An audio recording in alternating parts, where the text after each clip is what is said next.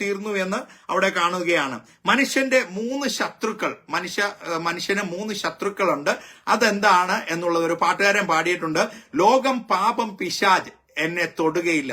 അപ്പൊ ഈ 3 എണ്ണമാണ് മനുഷ്യന്റെ 3 ശത്രുക്കൾ.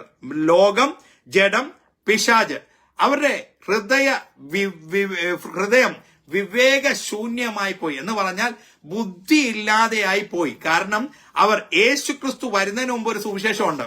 അത് ആർക്കെങ്കിലും അറിയാവോ? നിത്യ സുവിശേഷം എന്ന വാക്ക് എവിടെയെങ്കിലും വായിച്ചിട്ടുണ്ടോ?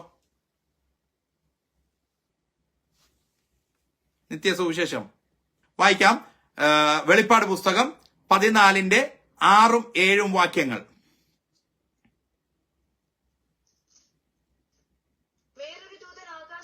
പറക്കുന്നത് ഞാൻ കണ്ടു.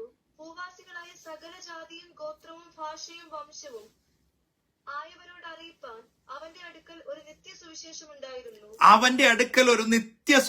ഉണ്ടായിരുന്നു.